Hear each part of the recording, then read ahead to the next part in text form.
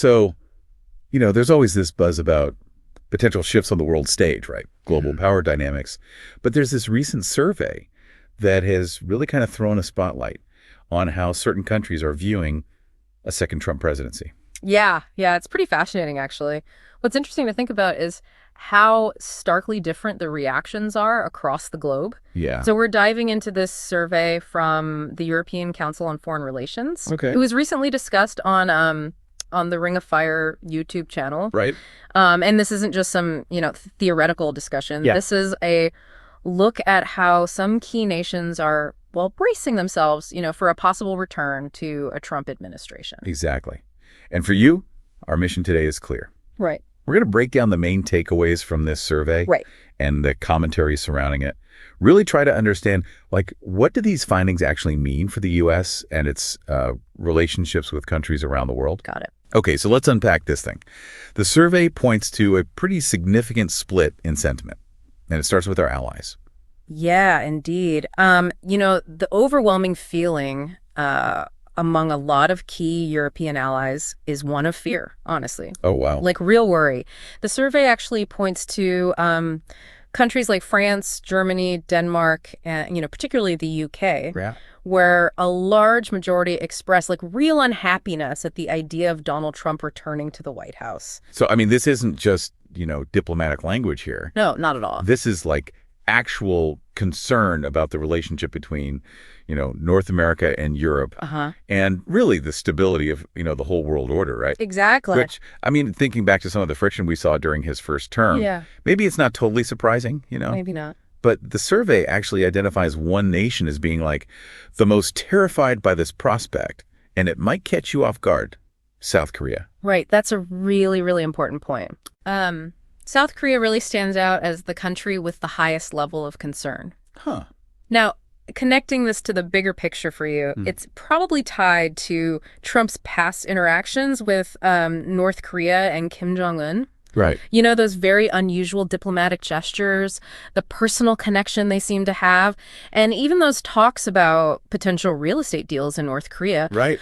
All of that likely created a deep sense of unease in Seoul. Yeah, totally. About, the security situation on the Korean peninsula. You remember those meetings, the handshakes, the talk about beachfront property? Oh, yeah. It wasn't exactly your typical diplomatic playbook, right? Not at all. No. But then when you look at the other side of this, the survey reveals a completely different reaction from countries that are, typically considered to be U.S. adversaries. Here's where it gets really interesting. Yeah. While our allies are expressing fear and worry, places like China, Russia, and North Korea, as well as Saudi Arabia and even India, they seem to view the potential return of Donald Trump with, a certain amount of optimism. Wow. Perhaps even a sense of empowerment.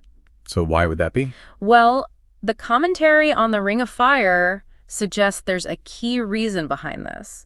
A belief that Trump is susceptible to manipulation. Okay, manipulation. Yeah. What are we talking about here? Give us some examples. Sure. So the Ring of Fire transcript lays out some pretty specific, pretty eye-opening scenarios, frankly. Okay. One that they discuss, and this is important for you to grasp, is this alleged practice by Saudi Arabia of booking, a ton of rooms at Trump's D.C. hotel, paying for them in advance, even when the rooms were never used. So basically the implication is... Right. The implication is pretty clear. This was seen as a way to just funnel money straight to Trump and, curry favor with him. So it wasn't about needing the rooms. No. It was about making that financial connection and, I guess, trying to secure some influence. Right?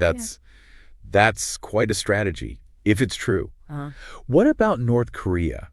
How do you think they might be thinking about leveraging a potential Trump presidency?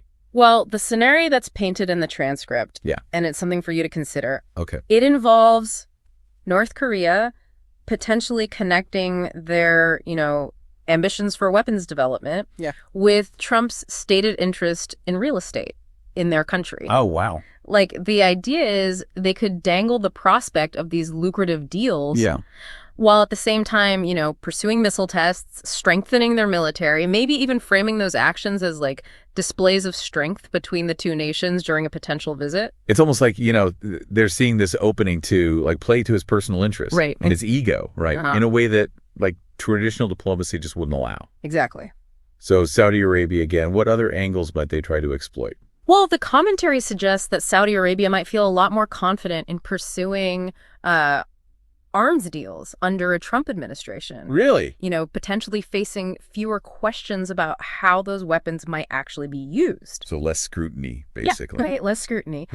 The hypothetical scenario they paint is, the Saudi king expresses interest in a huge weapons purchase, and then, of course, mentions those hotel bookings, mentions ongoing business projects with the Trump family. Right. So it really highlights this perceived transactional approach for you. So it paints this picture of these nations, like really understanding what makes Trump tick. Yeah. And figuring out how to align their own goals with his. Right. Potentially at the expense of, broader U.S. foreign policy objectives, right? Right. And it's not just state actors doing this, is it? The transcript mentions other groups trying to, get on Trump's good side. That's a great point, and it's something you should keep in mind.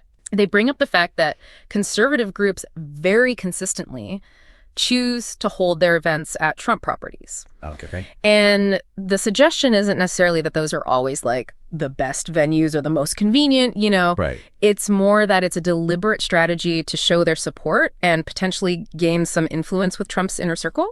So, if our allies are genuinely afraid, anticipating instability, maybe even like a weakening of those alliances that have been in place for decades, right? Right. And our adversaries feel empowered. Yeah. And they see this window of opportunity, this potential for manipulation. Yeah. What are the consequences of that? Right. Like, what could that mean for the U.S. on the global stage? Well, this divergence in perception, it carries some significant risks, for the United States. If our allies are constantly questioning our commitments, fearing these sudden policy shifts based on personal relationships or, this perception of manipulation, it can really erode the trust and the effectiveness of those alliances. Right. They might become less willing to cooperate with us on critical global issues. Makes sense. On the other hand, if our adversaries believe they can easily exploit a Trump administration, then they might feel emboldened to take more assertive actions, maybe even aggressive actions. Right. And that could lead to, increased global instability and, more challenges to U.S. interests around the world. It's a pretty unsettling picture, honestly. Yeah. Allies on edge, adversaries thinking they've got this advantage. Right. So to bring it all together, the key takeaway from all this deep dive into the European Council on Foreign Relations survey and this Ring of Fire commentary, is this stark contrast, this huge difference in how the world is viewing a potential second Trump presidency. Exactly. And I think it's important for you to remember that our closest allies are, largely apprehensive, worried about what it might mean for global security, for their own relationship with the U.S. While many of our adversaries, they seem to see it as an opportunity, a chance to advance their own agendas, using what they see as vulnerabilities. Right. And the core concern here, the thing you should really be thinking about, is the very real potential for these adversaries to take advantage of what they see as, manipulable aspects of a Trump presidency for their own gain.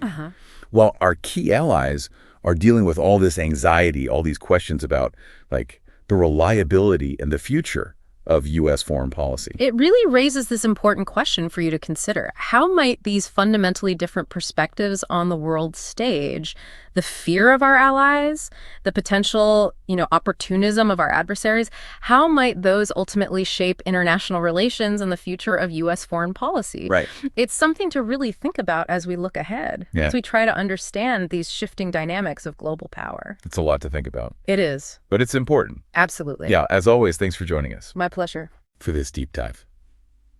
And we'll see you next time. See you next time. Take care. Take care.